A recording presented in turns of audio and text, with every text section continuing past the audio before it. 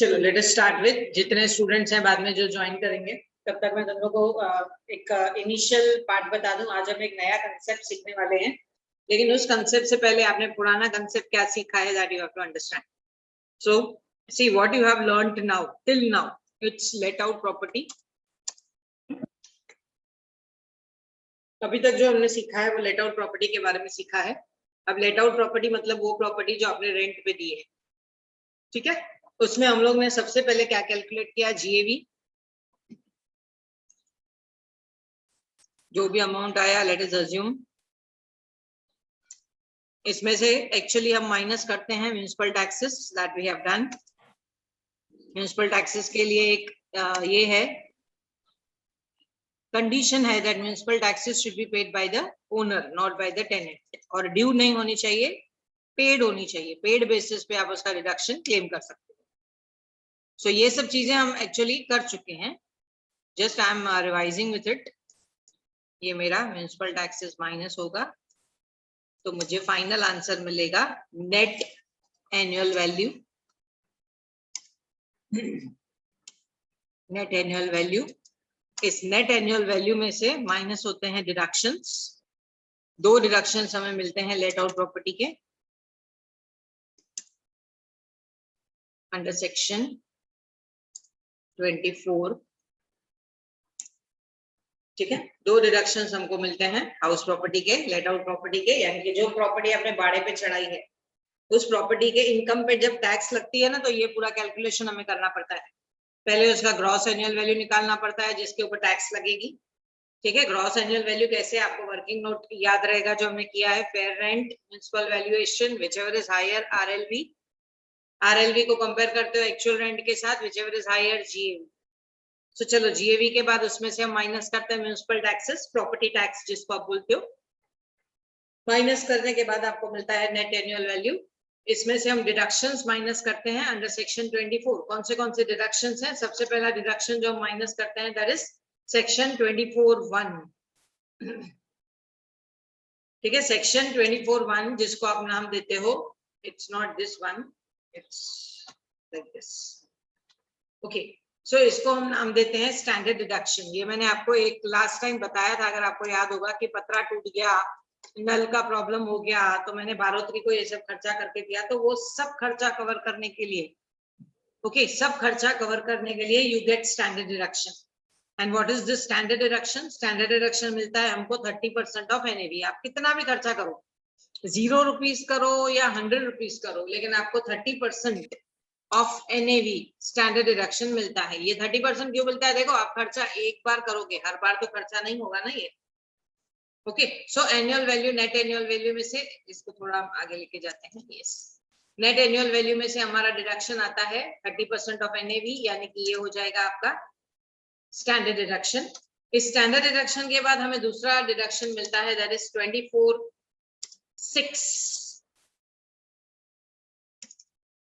Interest on borrowed funds.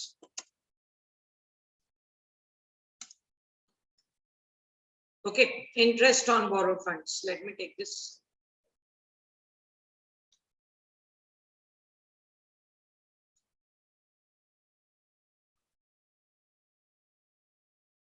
ये समझो मेरा सेकेंड कॉलम है, वो फर्स्ट कॉलम था, उसके बाद second column. Yes, interest on borrowed funds. Now what is this interest on borrowed funds? जब आप प्रॉपर्टी लोगे लोन पे, तो जो भी आप ब्याज पे करोगे उसका आपको डिडक्शन मिलेगा। यानी कि ये दो डिडक्शंस को प्लस करके हम आउटर कॉलम में लेके जाएंगे,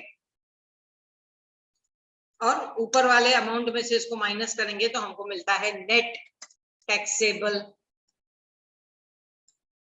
income from house property. House property में से नेट टैक्सेबल इनकम हमको मिल जाता है finally, okay. So this is your final answer. अगर मैं चाहूँ तो इसको थोड़ा और बाहर लिख लूं ताकि तुम लोग को इजी लगे समझने में। ये हमारा net taxable income. So my dear students, just understand that this is the pro forma that you have to follow.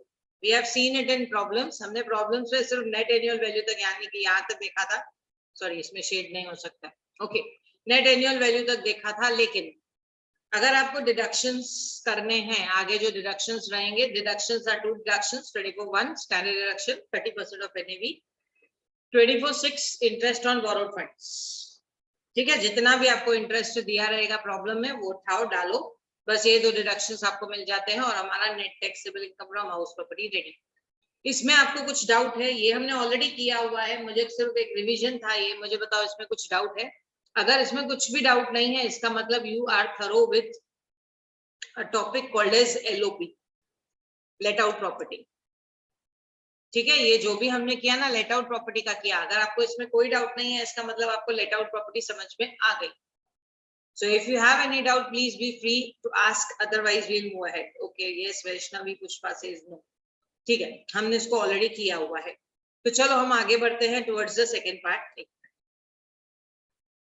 Yes, towards the second part. अब मैं इसको रब करती हूँ।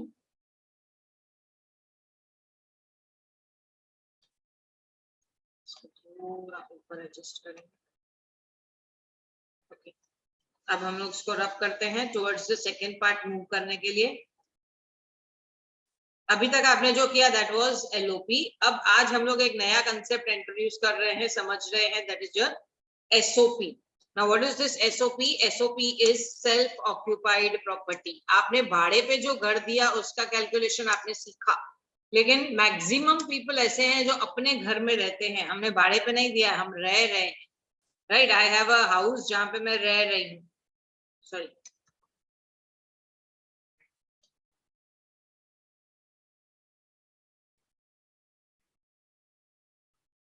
just 1 minute. This is SOP,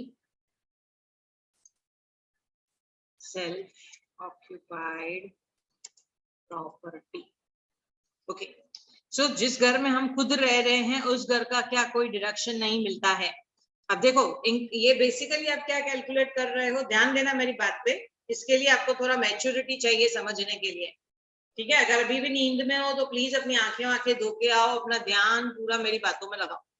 देखो, हम जो कैलकुलेट कर रहे हैं, हम कैलकुलेट कर रहे हैं इनकम टैक्स। राइट, आपका सब्जेक्ट ही इनकम टैक्स है, डायरेक्ट टैक्स।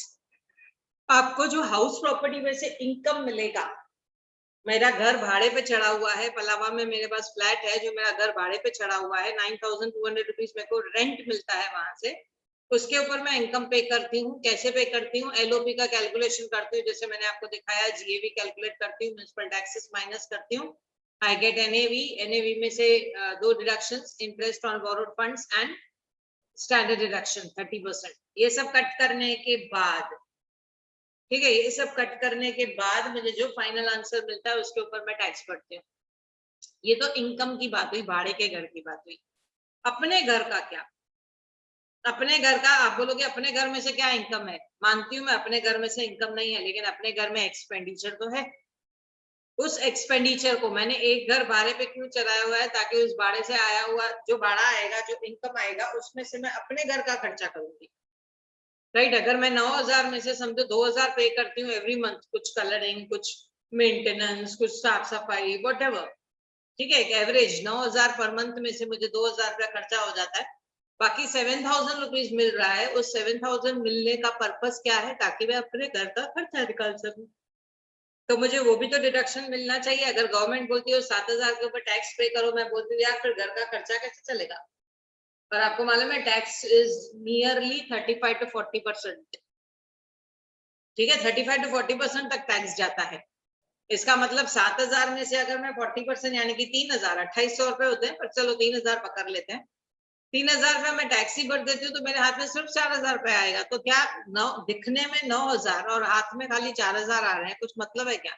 मैं बोलूंगी मेरे को प्रॉपर्टी लेनी ही नहीं है, जाओ खड्डे में। क्यों किसी की रेंट पे? इसके लिए देखो, लोग भाड़े पे घर देना पसंद नहीं करते हैं। क्यों नहीं करते हैं? क्योंकि अननेसेसरी मिलता बचता कुछ नहीं है, थोड़े से अमाउंट के लिए मगजमारी डबल। ओके, और बारोतरी जो घर तोड़ मोड़ के जाता है वो अलग। एक साल में आपका बारोतरी पूरा कभी वहां पे पर्दे लगाएगा, कभी कंप्यूटर लगाएगा, कभी क्या, कभी कहीं पे ठोक ठोक करेगा, उसका मेंटेनेंस कौन पे करेगा? तो people are not ready to take the flat and give it on rent. आप सोचो, गिव इट ऑन रेंट अगर आप रेडी नहीं हो तो व्हाट इज नुकसान क्या है उसमें? नुकसान ये है आप प्रॉपर्टी तो ले लेते हो लेकिन उसको रेंट पे नहीं देते हो, तो ऐसे कितने सारे लोग हैं बेचारे जिनको घर चाहिए रेंट पे। ठीक है, तो लोगों को एनकरेज करना है कि आप प्रॉपर्टी, आपके पास पैसा है ना, प्रॉपर्टी लो, लोगों को रेंट पे दो, because the cycle must go on. Government ये चाहती है कि लोग गलियों में न सोए, रास्ते पे न सोए, उनको रेंट पे घर मिले, घर में जाके रहें, सेटलमेंट हो। राइट, अगर हमने सबने ये सोच लिया कि नहीं हमको रेंट पे देना ही नहीं है, आप सोच के देखो, रेंट पे देना ही नहीं है। इंदौर जैसी एरियाज, दिल्ली जैसी एरियाज जहाँ पे competitive exams, engineering colleges, Indore में एक ऐसी एरिया है जहाँ पे कॉलेजेस ही कॉलेजेस हैं, वहां पे लोग खास बिल्डिंग्स में फ्लैट लेते हैं ताकि उसको रेंट पे दे सके, पेइंग गेस्ट करके बच्चे रहते हैं 3-3 4-4 साथ में और पढ़ाई करके आते हैं, इंजीनियरिंग कंप्लीट करके आते हैं। अगर हमने ये सिस्टम बंद कर दिया, सोचो what will happen to that students, वो किधर रहेंगे बेचारे। तो आप बोलोगे हॉस्टल में, तो कॉलेज इतना हॉस्टल्स थोड़ी दे सकेगा, इतने सारे स्टूडेंट्स रहते हैं वहां पे पेइंग गेस्ट करके, आप जरा इंक्वायरी करके देखो।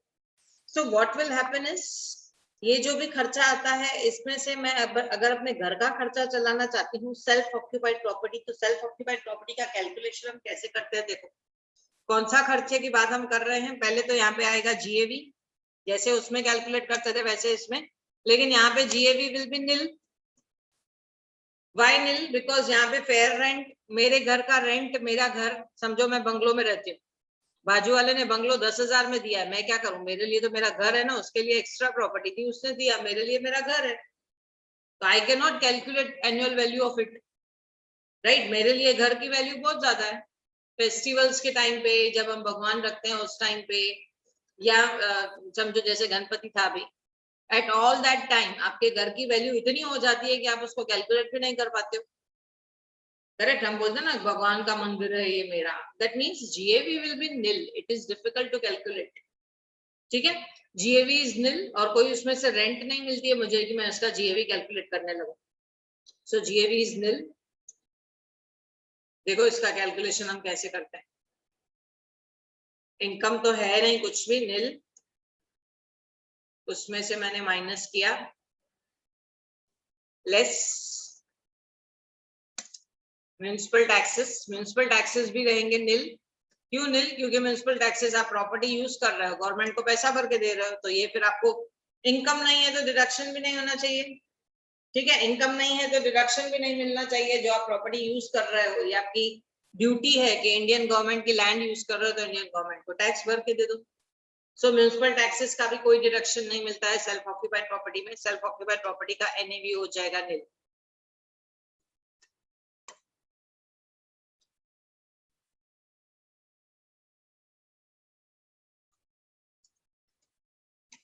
NAV is nil.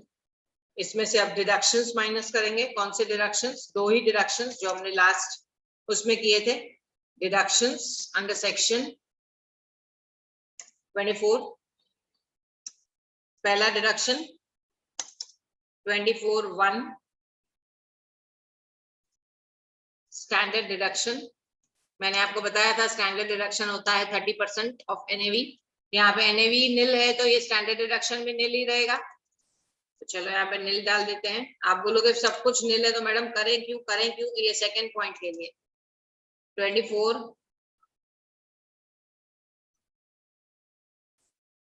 6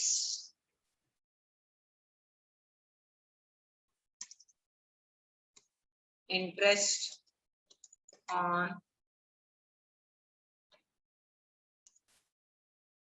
borrowed funds, थोड़ा हम और पीछे लेके जाते हैं।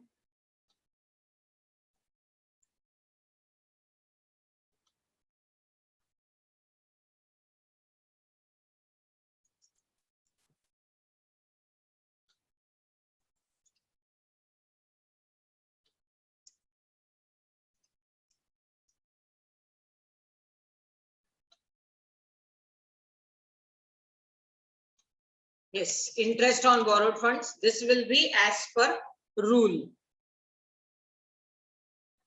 ठीक है, as per rule interest on borrowed funds का डिडक्शन हमको मिलता है।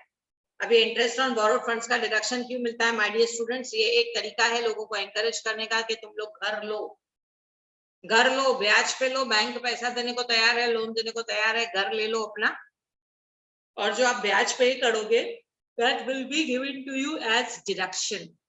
माय डियर स्टूडेंट्स, मेरे नाम पे जो वो फ्लैट है, उस फ्लैट का मेरा ब्याज जाता है 1 साल का 1.5 लाख रुपया, ठीक है, 25 लाख का लोन लिया हुआ है, सो 1 लाख का नियरली 1.5 लाख रुपया ब्याज जाता है। तो मुझे कोई फर्क नहीं पड़ता, क्योंकि अगर ये 1.5 लाख रुपया मैं नहीं पे करती, मान लो मैं लोन नहीं लेती, घर नहीं लेती, तो व्हाट विल हैपन इज मुझे उतना इनकम टैक्स भरना पड़ता, ठीक है, उतना इनकम टैक्स भरना पड़ता। हर साल मैं 5 लाख रुपया इनकम टैक्स पे करती हूँ, तो 1.5 लाख ये माइनस करके बाकी 3.5 लाख रुपया पे करती हूँ। आप सोच के देखो, 3.5 लाख जो मैं पे कर रही हूँ, that is no value for me, मेरे लिए उसका क्या बेनिफिट है बताओ? मुझे तो कोई फायदा नहीं होने वाला है ना, 3.5 लाख मैंने जो गवर्नमेंट को दिया उसने अपनी जेब में डाल दिया, लेकिन जो 1.5 लाख मैंने लोन पे किया उसका मुझे फायदा हुआ, मेरे लिए एक और प्रॉपर्टी बन गई, ओके, मेरे नाम पे घर बन गया। So what people do is, जानबूझ करके पैसा होने के बाद भी, लोगों के पास पैसा होता है फिर भी वो लोग घर रेंट पे लेते हैं, बिकॉज घर रेंट पे लिया तो आपको इंटरेस्ट का डिडक्शन मिलता है एज पर द रूल। सो वो डिडक्शन से क्या हो जाएगा, आपकी इनकम टैक्स कम हो जाएगी, ठीक है, एज पर द रूल। मान लो यहाँ पे एज पर द रूल आया, समझो एक अमाउंट डाल देती हूँ मैं यहाँ पे 30,000 रुपए, ठीक है, समझने के लिए एक एग्जाम्पल मैं 30,000 रुपए डाल देती हूँ। इसका मतलब आउटर कॉलम में टोटल हो जाएगा 30,000, इसको 30,000 मतलब ये माइनस करना है मुझे, तो मैंने डाल दिया इसको ब्रैकेट में। माइनस करना है तो आपको मालूम है माइनस मतलब हम ब्रैकेट में दिखाते हैं, इसका मतलब आपका फाइनल आंसर क्या आएगा, net income from house property minus में आंसर आएगा आपका 30,000। इसका मतलब आगे जाके जब भी आपको टैक्स भरनी पड़ेगी, उस टैक्स में से 30,000 रुपए आप कम टैक्स पे करोगे, क्योंकि आपको हाउस प्रॉपर्टी में से नुकसान हुआ है। माइनस मतलब नुकसान, माइनस इनकम का मतलब क्या है, लॉस। तो ये लॉस नहीं है एक्चुअली, ये फायदा ही है। क्या फायदा है, जैसे मैंने अभी अभी आपको बताया, अगर मुझे 2 लाख मान लो मेरा टैक्स आता है, उसमें से ये 30,000 माइनस हो गया, मतलब गवर्नमेंट को आप खाली 1,70,000 दोगे, गवर्नमेंट को तो जो भी दोगे वो तो पानी में जा रहा है ना, राइट, समुद्र की तरह खुला हुआ है उसका मुंह, बस पानी डालते जा रहे हैं हम, उसमें से हमको क्या फायदा मिलेगा? आप बोलोगे रोड बनेगा, मेट्रो बनेगा, मेरे किस काम का? कितने सारे तो पॉलिटिशियंस पैसा खा जाते हैं। बहुत बार आपको मालूम है स्ट्रीट लाइट जलती रहती है तो हम लोग क्या बोलते हैं, ये सब हमारा टैक्स का पैसा तो जा रहा है, राइट। इतना ज्यादा इलेक्शंस पे खर्चा, इतना ज्यादा गवर्नमेंट का हर चीज पे जो खर्चा हो रहा है, it is all property of income tax payers. बेचारे इनकम टैक्स पेयर्स पैसा पे करते हैं, हमको क्या फायदा? एटलीस्ट यहाँ पे जो ये 30,000 है, इसका मुझे फायदा होगा। क्या फायदा होगा? मेरी प्रॉपर्टी बन जाएगी। This is the reason interest on borrowed funds is calculated for self occupied property. Okay, I hope it is very clear. इसमें कुछ डाउट है तो पूछो, नहीं तो मैं आपको रूल बताती हूँ। Income from interest on borrowed funds का रूल क्या है? ये रूल सिर्फ सेल्फ ऑक्यूपाइड प्रॉपर्टी के लिए है।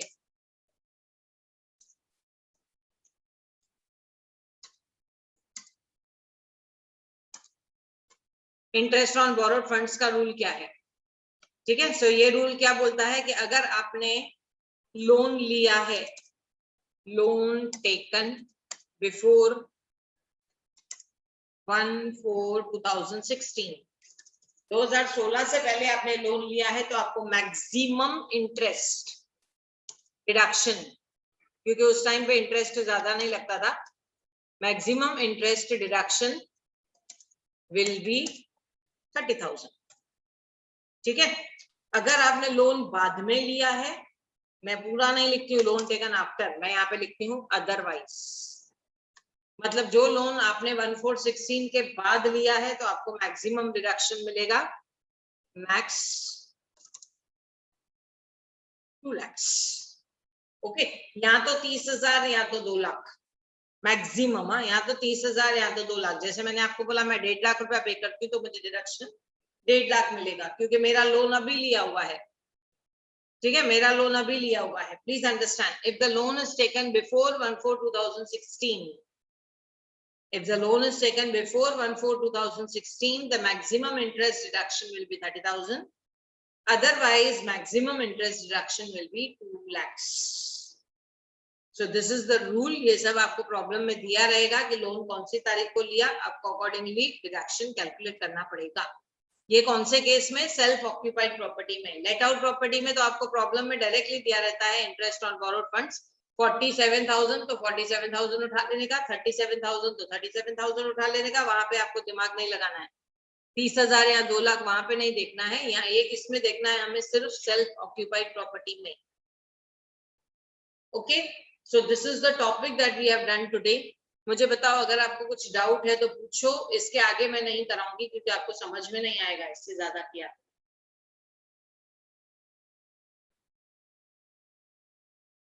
Yes, any doubt if you have, please be free to ask. Ma'am हाँ बोलो. रूल वापस एक्सप्लेन करो ना सर. हाँ, रूल ये बोलता है कि if the loan is taken before 1/4/2016, loan कौन सा? यहाँ पे हम बात कर रहे हैं हाउसिंग लोन की. ठीक है, हाउसिंग लोन जिसका पर्पस, बहुत सारे लोग घर के नाम पे लोन लेते हैं और बेटी की शादी करवाते हैं, वो नहीं होना चाहिए. लोन लिया आपने हाउसिंग लोन बिफोर 1/4/2016, तो आपको जो मैक्सिमम इंटरेस्ट का डिडक्शन मिलेगा 30,000 रुपए. मान लो आपने 50,000 पे किया है तो आपको डिडक्शन 30,000 का ही मिलेगा. लेकिन अगर आपने लोन 1/4/2016 के बाद लिया है, ओके, लोन बाद में लिया है, तो आपको मैक्सिमम डिडक्शन 2 लाख रुपए तक मिलेगा. I will show you in the book. You will share. Yes yes Prachi, yes, recording दूंगी मैं आपको. मैं जरा ये बुक में वर्ड्स दिखाती हूँ तो you will understand. Just 1 minute. इसके फॉर्मल वर्ड्स जो लिखे हुए हैं.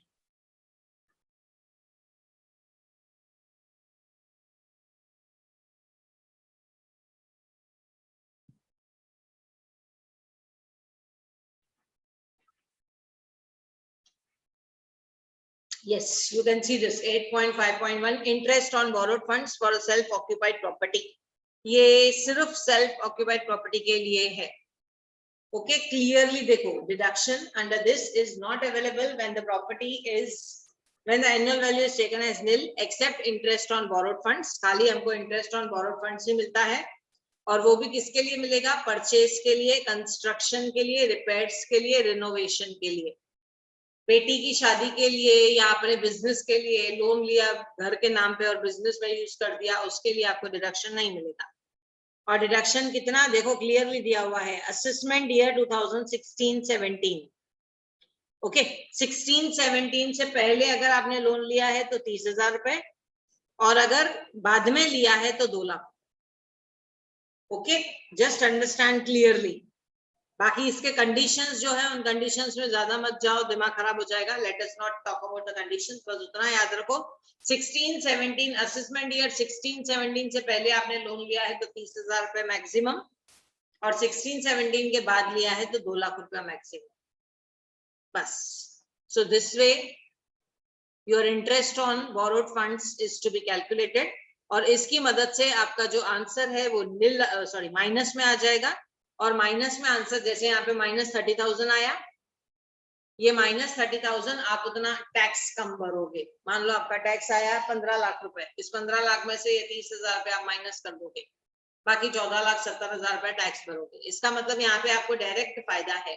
इनकम टैक्स पे करने से कोई मतलब, देखो एक्चुअली स्पीकिंग टैक्स पे करना हमारी जवाबदारी है, लेकिन एक सिंपल सी बात है, टैक्स पे किया तो कोई फायदा नहीं है, क्योंकि वो सब चीजें क्या बोलते हैं ना, डाइल्यूट हो जाती हैं. उसका सही इस्तेमाल होता है या नहीं होता है, ये क्वेश्चन मार्क है. लेकिन यहाँ पे आपने जो 30,000 रुपए अपने लिए पे किया, अपनी प्रॉपर्टी के लिए पे किया, ये आपके लिए फायदा है क्योंकि आपकी प्रॉपर्टी बन जाती है. इसके लिए देखो आजकल ये बहुत बड़ा ट्रेंड बन चुका है. लोग बहुत सारी प्रॉपर्टीज बन रही हैं, बहुत सारी प्रॉपर्टीज लेते हैं, जानबूझ करके लेते हैं ताकि वो लोग लोन ले सकें. ओके, टीवाई के बाद जॉब मिलेगा, आप लोग भी एक छोटी मोटी प्रॉपर्टी लोगे, उसका हफ्ता पे करोगे. उसका पर्पस क्या होता है पता है? एक पर्पस होता है कि एक रेस्पॉन्सिबिलिटी आ जाती है, मतलब आप फालतू खर्चा नहीं करते हो, आपको टेंशन रहता है हमेशा कि मुझे लोन पे करना है. लेकिन at the same time you have to understand, be very serious. ऐसे ही आंखें बंद करके लोन मत लेना, क्योंकि बहुत बार ऐसा देखा गया है कि लोगों के जॉब्स टेम्पररी होते हैं और वो लोग लोन लेते हैं 15-15 हजार रुपए का हफ्ता जाता है उनका, पता चला जॉब चला गया तो फिर आप ये 15,000 कहाँ से पे करोगे? घर वालों के ऊपर टेंशन आ जाएगा।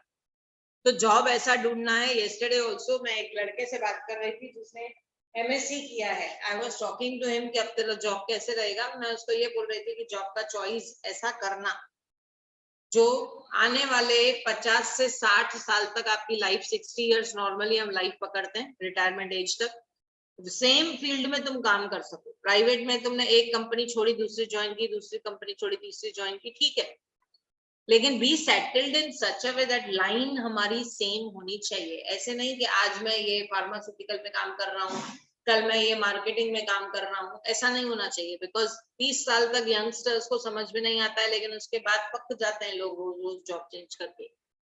इसके लिए एक फील्ड में सेटल हो जाओ। सो दिस इज व्हाट, अगर आप सेटल्ड हो then you take the loan. Loan लेके घर ले लो। 30,000 रुपया अगर हमने 16 से पहले लिया है, 2 लाख रुपया अगर हमने बाद में लिया है, मैक्सिमम डिडक्शन इंटरेस्ट का मिलेगा, उसी बहाने आपकी प्रॉपर्टी बन जाती है। Okay, so this is about self occupied property. अब हम नेक्स्ट लेक्चर में जब मिलेंगे तब हम लोग deemed to be let out property, SOP हमने कर लिया, LOP कर लिया, अब DLOP। ये DLOP क्या है, that will be doing in the next lecture. Participants का क्लिक ले लो। स्टिल अगर कोई आपको प्रॉब्लम है या डाउट है, please be free to ask.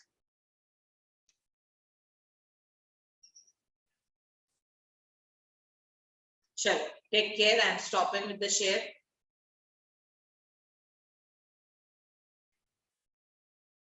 Yes, अच्छा, रिकॉर्डिंग मैं इसको YouTube पे ही अपलोड करूंगी। आपको गूगल क्लासरूम पे लिंक मिलेगा, लिंक नहीं भी डायरेक्टली आप YouTube के चैनल पे जाके अगर सविता पंजाबी देखोगे तो आपको आज का ही रिकॉर्डिंग मिल जाएगा। Don't worry.